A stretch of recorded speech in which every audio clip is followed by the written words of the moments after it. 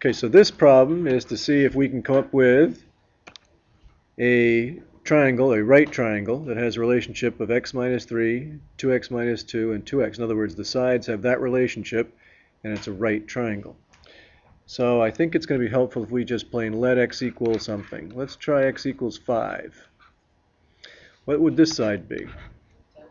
That side's 10. This side is 8. And this side is 2. And is this a right triangle? Yes, he says. No, he says. Well, how do we tell? How do we tell? Pythagorean theorem. 2 squared plus 8 squared. Does that equal, we wonder, does it equal 10 squared? So is 4 and 64 equal to 100? No. So x equals 5 is not a value of x that makes this true. So I'm going to get rid of that one. And now the question really is there a value of x that does make this work? Well, how are we going to go about that one? Yes. Let's try the Pythagorean theorem. There you go. What is it? X minus 3 in parentheses squared. X minus 3 squared. Plus 2x minus 2 squared. Yeah. Equals 2x in parentheses squared. Squared. Beautiful. So what do we get when we multiply this out? x squared. X squared. Plus 9. Plus 9.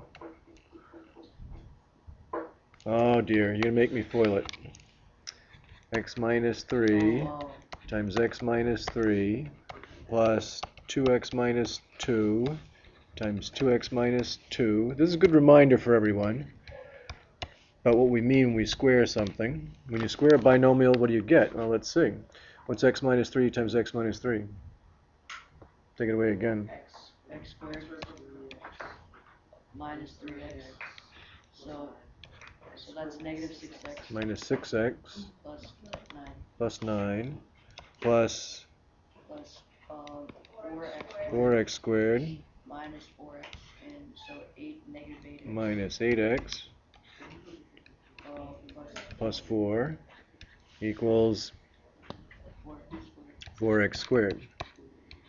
Oh, I see a 4x on each side of the equation right there, 4x squared and a 4x squared. I'm going to just subtract them. And let's put this in standard form. So it looks like we have x squared minus 14x plus 13, is it? Yes. Equals 0. I'm hoping this will factor, because I chose it and set it up so that it would factor. So how does it factor? Or does it? Yeah. What do the signs have to be? Negative 13, negative 1. Both negative, negative 1, and negative 13. So what does x equal? X equals 1 or 13. 1 or 13. Oh, so there are two answers. Well, let's see. Everyone happy? All right. Always check your answer. Does x equals 1 work? That would make this side equal to 2. That would make this side equal to 0. And that would make that side equal to negative 2. Do you like that triangle?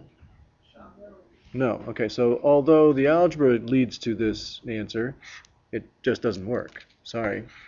What about the other value of x? 13 is going to be 26. That's going to give us 24.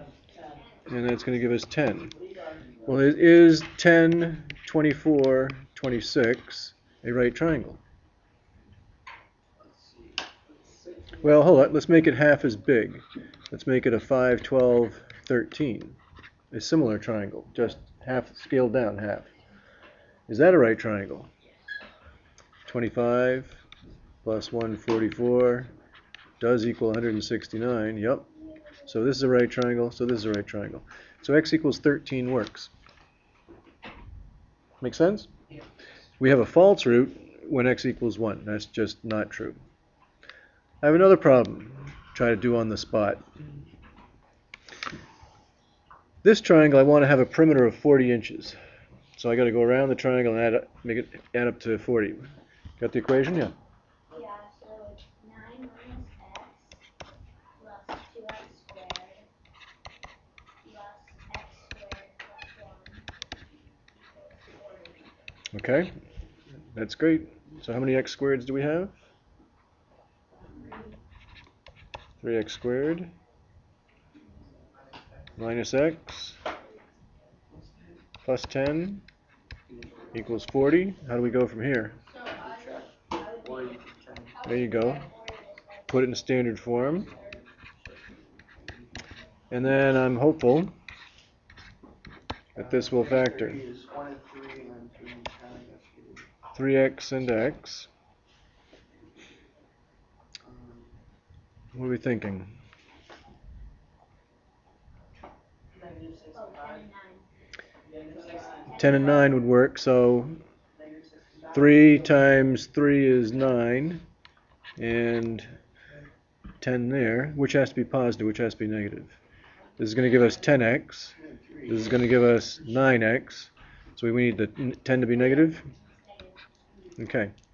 So what does this tell us that x is?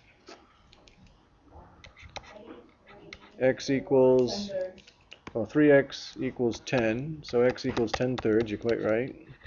Or x equals negative 3. Okay, so let's see if this is possible. If x equals negative 3, what's this side? 10. And this side? 18. And this side? 6. 9 minus negative 3? 12. 12. 12 and 18 are 30, and 10 make 40. So that answer works perfectly. How about this 10 thirds? We have to work a little harder maybe for 10 thirds. Does that work? What's 10 thirds going to give us? 10 thirds squared, 100 ninths plus 1, 109 ninths. What's 10 thirds squared? That's 100 ninths, you told me, times 2 is 200 ninths. And 9 minus 10 thirds. What's 9 minus 10 thirds? It's 9 minus 3 and a third. So that's 5 and 2/3. So now we have a little bit of a fraction question. Is 109 ninths plus 200 ninths plus, let's make this ninths, plus 5 and 6 ninths. Is that all equal? Is that going to equal 40?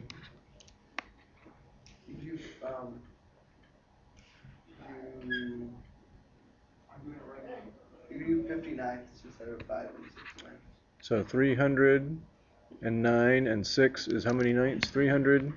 Let's just add the ninths. 309 and 6 is 315 ninths plus 5. Does that equal 40? Is 315 divisible by 9? No. Well, let's see. We add up the digits. 3 and 1 make 4, and 5 make 9. The digits add up to 9? Yes. It is divisible by 9. All right. How many times does 9 go into 31?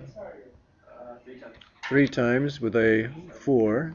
How many times does 9 go into 45? 5 times. Well, look at this. 40 does equal 40. That answer works as well. Right, a little more challenge in the checking, but we had the right answer. But it is probably worth being able to check, either with a calculator or by doing the arithmetic. All right, that's it.